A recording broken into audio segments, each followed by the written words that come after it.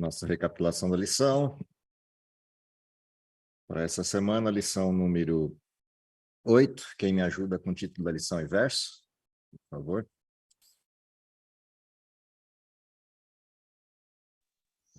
A esperança do Novo Testamento. Verso. O verso para memorizar o testemunho é este: que Deus nos deu a vida eterna, e esta vida está no seu Filho. Quem tem o Filho tem a vida. Quem não tem o Filho de Deus não tem a vida. Na continuidade do que vimos na semana passada, a lição dessa semana traz o tema central da esperança do cristianismo, que é a vida eterna. Esse é o foco da lição dessa semana. E nós vamos ter a oportunidade de, durante a semana, olhar para algumas questões ligadas à vida eterna. A primeira delas, obviamente, é a promessa em si, ou seja, entender a promessa da vida eterna no seu sentido mais evangélico, mais de esperança, e as coisas que estão implicadas na esperança da vida eterna. E a lição começa já de cara apresentando uma questão primária, uma questão base, que é mais um rememorar de coisas que a gente também já viu em lições anteriores, que é o fato irremediável da morte. Ou seja, a vida ela apresenta-se para a gente com uma abordagem até certa medida frustrante, uma vez que todo mundo que nasce nesse mundo tem uma certeza plena, tem uma convicção plena. A morte está disponível e a morte vai alcançar todos nós.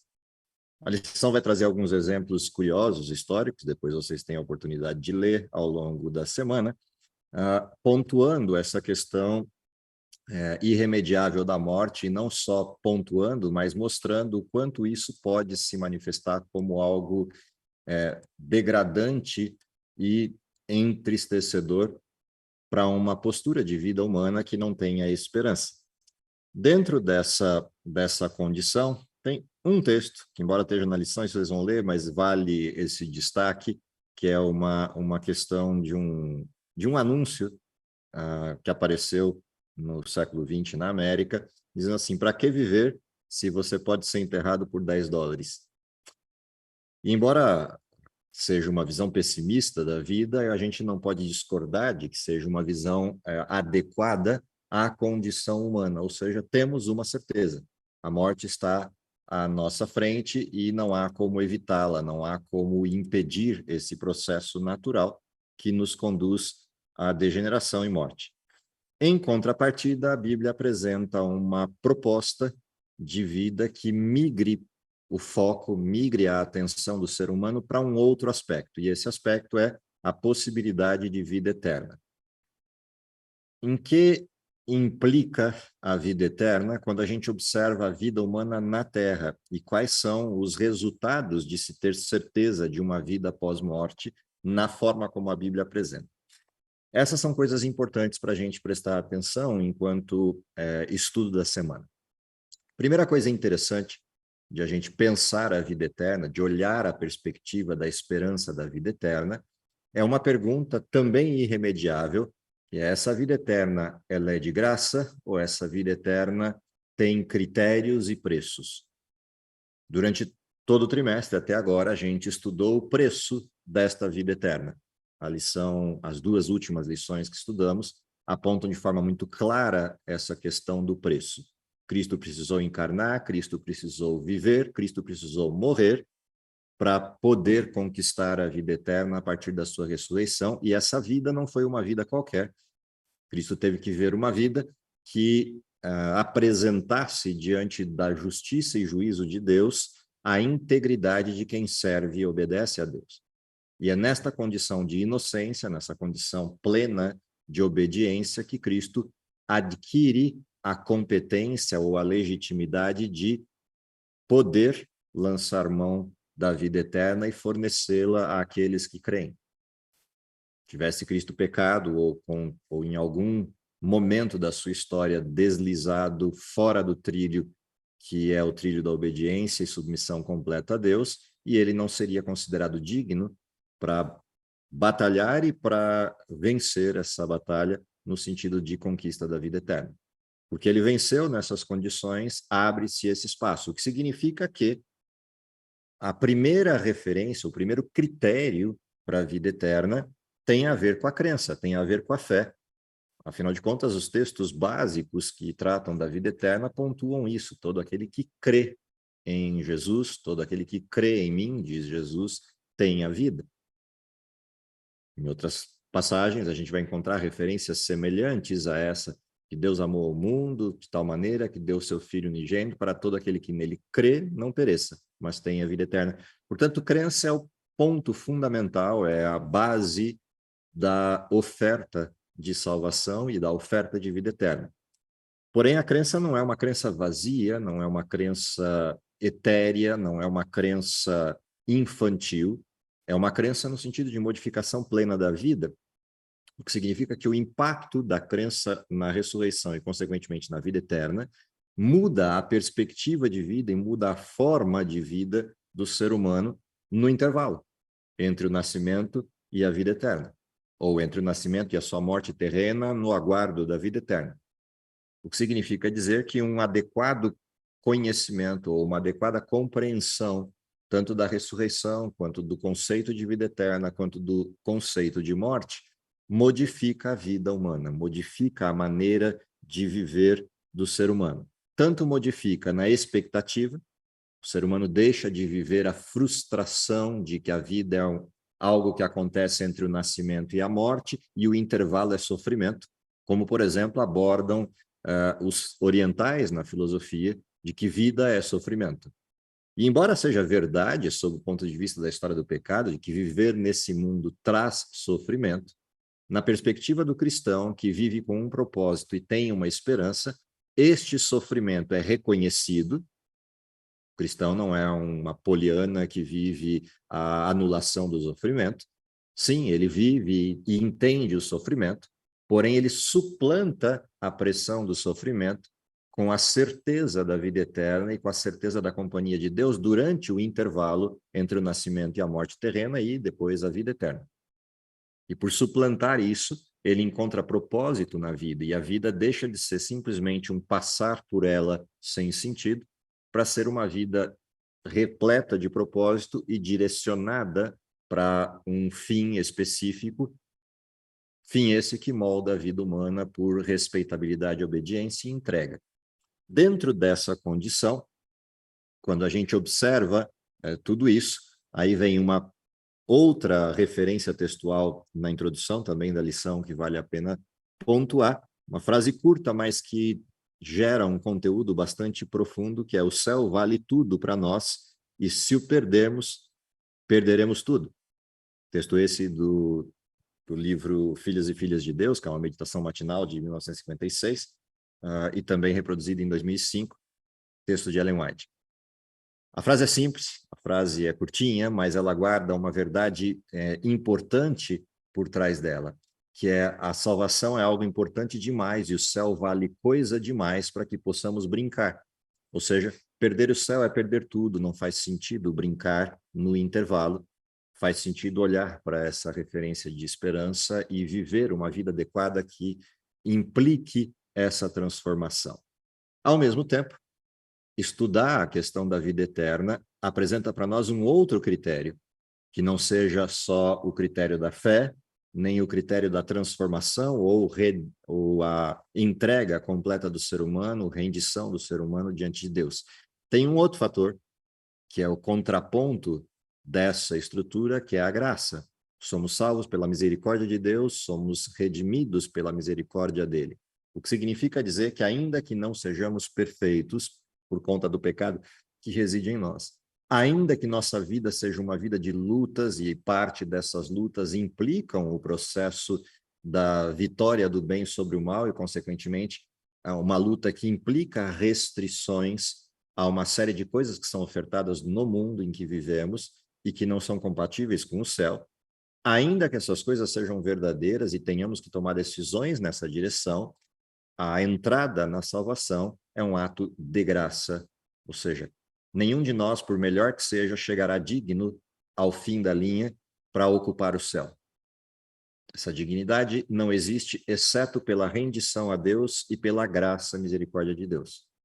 E aí entra um paradoxo, porque a graça nos salva, nós cruzamos os braços e ficamos aguardando a manifestação dessa graça.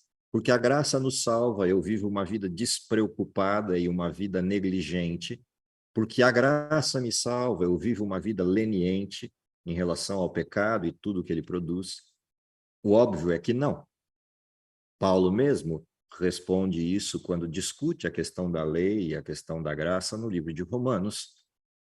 Quando ele discute a questão de que fomos salvos pela graça de Deus, quando ele aborda que somos salvos pela misericórdia de Deus, ele faz uma pergunta retórica: uma vez que agora estamos salvos do pecado, retornaremos a ele? Ou seja, uma vez que eu entendi que pecado é mal, entendi os efeitos que ele causa, entendi que eu dependo de Deus para ser salvo e me entrego a Deus, eu vou voltar a chafurdar na lama do pecado ou vou continuar uma vida de obediência e porque eu fui salvo, agora eu obedeço a Deus e não obedeço a Deus para ser salvo. Essa percepção de que obediência está presente no intervalo da vida é algo que decorre da compreensão adequada do que é vida eterna. E eu falei um pouco disso na lição da manhã, quando estudávamos a lição da semana passada, recapitulávamos a lição da semana passada, nessa questão importante de que o foco adequado da morte e ressurreição de Cristo implica a vida e implica uma série de questões e, em não compreendidas, geram o tipo de comportamento que a gente vê na cristandade do tempo atual. Há um grupo cada vez mais ampliado de pessoas que alega crer em Cristo, mas vive uma vida que não é compatível com a vida de Cristo. Aquele que diz que ama a Deus, anda como ele andou. Mas o que a gente vê é uma situação distinta e, por incrível que pareça, justificada na graça. Porque a graça de Cristo nos alcança e salva todos, então eu posso viver a vida do jeito que eu quiser viver. Não é assim. A graça é um convite, é uma oferta com um convite. É uma oferta de algo que eu não posso conquistar sozinho e, ao mesmo tempo, é um convite para viver a vida que Deus quer que eu viva, que não é a vida que eu estou vivendo hoje no contexto do pecado. E, portanto, há uma questão de transformação que implicará os que estiverem aguardando a vinda de Cristo. E, nesse sentido, a lição vai abordar esses aspectos da esperança, a esperança na promessa de Cristo de que ele virá outra vez, e, ao mesmo tempo que a esperança é baseada em uma certeza, afinal de contas, Cristo já veio uma vez e fez o que prometeu fazer, a promessa da segunda vinda parece tardia em várias circunstâncias.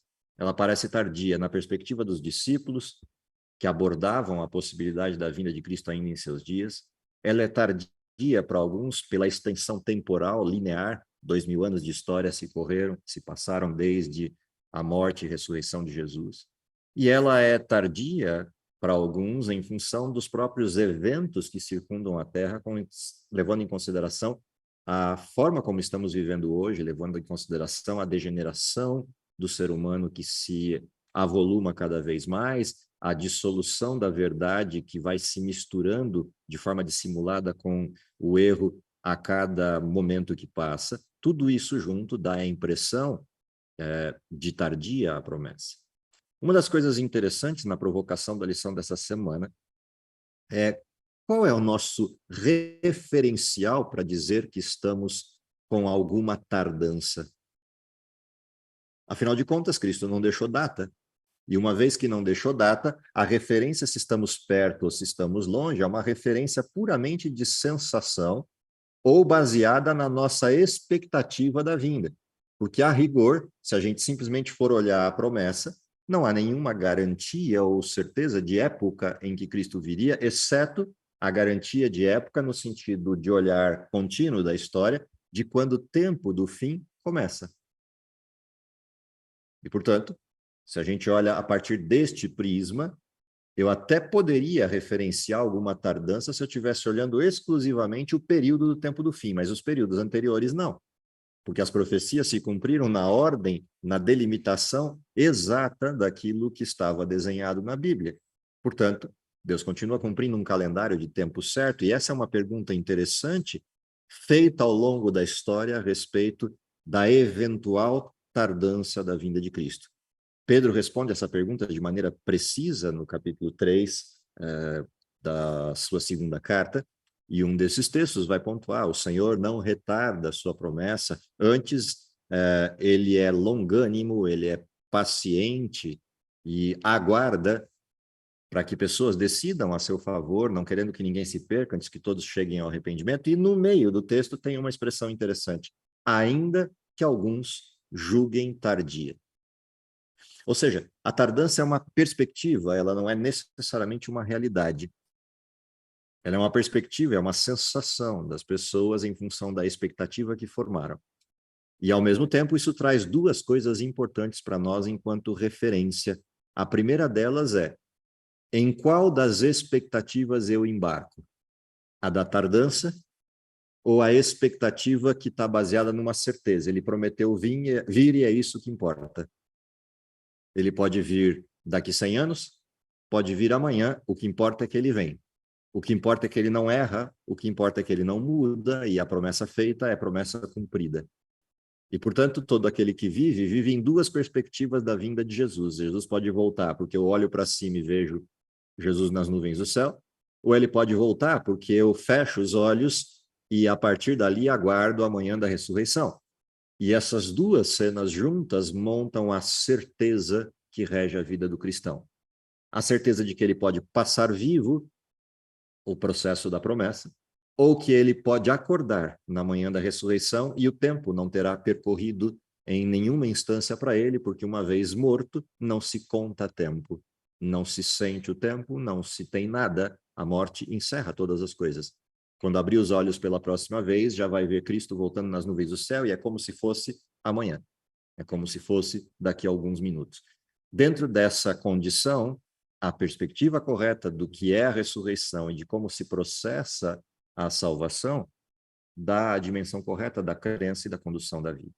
A lição ainda vai pontuar, dentro do contexto do debate da semana, 3 destaques básicos, e você vai encontrar isso lá na lição de terça-feira, 3 destaques básicos ligados ao sermão de Jesus, quando ele trata da vida eterna. E o primeiro desses destaques é: ele se identifica como pão da vida, como pão do céu, aquele que veio ao mundo e traz a vida. O que significa que há uma parte da vida eterna que é vivida aqui. A vida eterna não começa na manhã da ressurreição ou na vinda de Cristo. A vida eterna começa quando eu decido a favor de Cristo e passo a usufruir das bênçãos de Deus, ainda que no mundo de pecado. E, portanto, há algo também interessante dentro da perspectiva correta de vida eterna para o cristão, que é começar a desfrutar dos resultados da vida eterna ainda aqui. Seja na percepção da ação do Espírito Santo na conversão de outros, seja na percepção dos milagres executados por Deus neste mundo de pecado, ou a percepção clara da condução de Deus a cada um dos espaços e protocolos da vida humana. Tudo isso faz parte do viver o céu aqui e, portanto, faz parte da compreensão do Cristo como pão da vida hoje, e não daqui a algum tempo, quando Cristo voltar.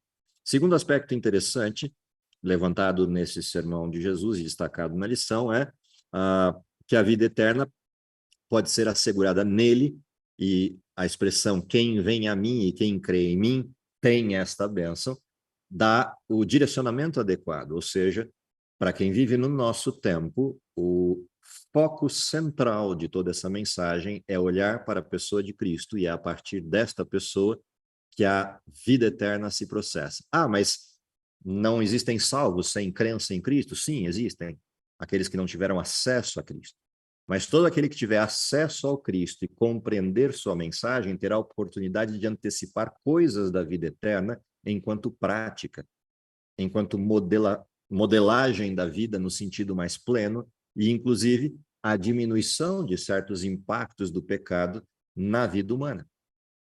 Diferente daquele que, crendo em Deus e vivendo uma vida de sinceridade nessa crença, mas sem o conhecimento do Evangelho, sem o conhecimento da Bíblia, sem o conhecimento de Cristo e de toda a mensagem pertinente ao tempo em que vivemos, viverá uma vida no sentido de crença que lhe permitirá, inclusive, a salvação, mas ele sofrerá com impactos do pecado na sua vida, fruto dos seus hábitos, das suas práticas, pelo simples desconhecimento de qual era a maneira que Cristo queria que eu conduzisse a vida. E, portanto, há uma bênção atrelada ao conhecimento de Cristo e a possibilidade de aprofundar a vida enquanto prática e entrega naquilo que baliza a mensagem de Cristo. E, por fim, o terceiro aspecto, ele vinculou o dom da imortalidade com a ressurreição final, assegurando de maneira repetitiva, 3 vezes no texto, eu o ressuscitarei no último dia. Portanto, além de o foco estar em Cristo, a palavra de Cristo é verdadeira e assegura a ressurreição a todo aquele que crê nele. E isso acontecerá no último dia. E aí vem o terceiro aspecto da lição da semana de importância da gente observar, que é a doutrina em si da vida eterna e a doutrina da ressurreição, e há 2 lições que vão abordar isso, a lição de quarta-feira e de quinta, focadas especificamente nessa questão do momento e na forma. Então, quanto ao momento, quais são as coisas importantes da ressurreição, e que nós vamos encontrar tanto no texto de Tessalonicenses quanto no texto de Coríntios, que vamos estudar durante a semana, as coisas importantes ligadas ao momento é lembrar que ressurreição acontece no fim da história, a vinda de Cristo, no contexto da vinda de Cristo. Quando soa a trombeta, os mortos em Cristo ressuscitarão. O que significa que ninguém vai antes para o céu, ninguém tem o privilégio de já estar desfrutando o céu, exceto aquelas poucas ressurreições listadas na Bíblia e que apontam que algumas pessoas foram ressurretas e levadas para o céu antes, como atestados de que a promessa é verdadeira, ou seja, são primícias do reino e atestados de que o que Cristo prometeu é verdade. Portanto, a presença de Moisés no céu, de Enoque no céu, de Elias no céu e, eventualmente, pessoas que ressuscitaram dentro do contexto da morte e ressurreição de Jesus, a presença de pessoas no céu como primícias do reino, como uma demonstração de que a palavra de Deus era verdadeira, é o que nos dá a garantia de que, em nosso caso, também será. Portanto, esse é um aspecto importante sobre o momento em que a vida eterna se desfruta na sua forma material plena, que é a transformação e a ida ao céu. Outro aspecto importante é que isso elimina toda e qualquer abordagem de possibilidade de uma vida fora do corpo e antecipação do céu. Ah, mas o texto bíblico de Tessalonicenses apresenta lá que Cristo há de trazer consigo aqueles que dormem. Sim, isso é um fato. Ele vai trazer consigo aqueles que dormem, mas isso não significa que ele vai trazer um monte de almas penadas para implantar em corpos aqui na Terra. Esse texto simplesmente está abordando que a partir da ressurreição de Cristo serão trazidos à vida todos aqueles que morreram. E essa é a expressão do trará com ele, e não a expressão do trazer a tiracolo pendurado numa mochila, uma série de almas para implantar em pessoas aqui. A Bíblia não atesta isso e nem dá sustentação em qualquer dos seus textos para esse tipo de abordagem, tanto que autores fora do movimento adventista, inclusive, entendem que esse texto não se refere a esse tipo de coisa e que a ressurreição é a forma de entrada na vida eterna. Outra coisa importante de se lembrar, e a lição vai abordar isso também, é que a perspectiva hebraica era uma perspectiva análoga ao de Gênesis, ao texto de Gênesis, de apresentação de um ser humano uno e indivisível. Portanto, não havia preocupação nos discípulos de ficar explicando que houvesse uma dualidade ou alguma situação dicotômica da vida humana. Lembrando que os escritores bíblicos, exceto Lucas, são todos de origem hebreia. Além disso, uma outra questão importante dentro dessa perspectiva é que Paulo usa esse texto de Tessalonicenses como uma abordagem, uma lembrança de que há algo que consola os membros de Tessalônica a respeito do que acontece na morte. O que significa também dizer que se houvesse alguma esperança ligada a pessoas que morreram já estarem no céu, desfrutando da alegria e do paraíso, Paulo teria imediatamente dito isso. Ele viraria para as pessoas e falaria exatamente isso. Olha, fiquem tranquilos, não chorem. Todos os seus queridos e santos que morreram já estão no céu desfrutando da vida eterna. Portanto, alegrem-se por eles e aguardem o momento de vocês, que já já vocês vão para lá também. Essa seria uma forma muito mais simples de explicar a situação, e eu garanto que produziria um efeito de esperança muito mais forte, entre aspas, no sentido primário das emoções humanas. Mas não, Paulo se dá ao trabalho de dizer, olha, não sejam como os outros que não têm esperança, vocês têm uma esperança. Quando vier o Filho do Homem nas nuvens do céu, quando ele vier naquela condição, soará a trombeta e ouvir-se-á a voz do arcanjo, e todos os que morreram em Cristo ressuscitarão. Percebe? Esse é o contexto. Essa é a promessa. Essa é a esperança. Dentro dessa perspectiva, dentro deste contexto, dentro de tudo isso que trata da mensagem, o que deve ser o nosso foco? A percepção de que há uma adulteração constante dessa mensagem por uma ideologia implementada por Satanás, e este processo ideológico que altera a mensagem leva as pessoas a descrer da ressurreição, ou pelo menos deixá-la em segundo plano, e acreditar que pessoas já estão salvas no céu ou estão em algum lugar pagando a conta. E este processo de pagar a conta, essa condição de estar pagando a conta, gera um problema, uma vida descompromissada. Portanto, a grande advertência da lição dessa semana, além de toda a esperança, que é a parte linda dessa promessa, é a preocupação de que o desvirtuamento dessa mensagem tire pessoas do foco correto para uma vida negligente e, consequentemente, uma vida que possa perder a eternidade. Que Deus nos abençoe para o estudo dessa semana e que a gente possa aprender com os diversos textos e provocações dessa lição. Está muito interessante, muito gostosa de ler. Esse é o meu desejo para vocês durante a semana. Vamos orar? Querido Pai que está no céu, te agradecemos pelo dom da vida, pela possibilidade de vivermos no tempo peculiar da história e principalmente na brevidade da tua vinda, aguardarmos o cumprimento final dessa promessa. Dá, Senhor, que no estudo dessa semana possamos ser tocados e transformados por teu Espírito, é o que lhe pedimos por Jesus. Amém.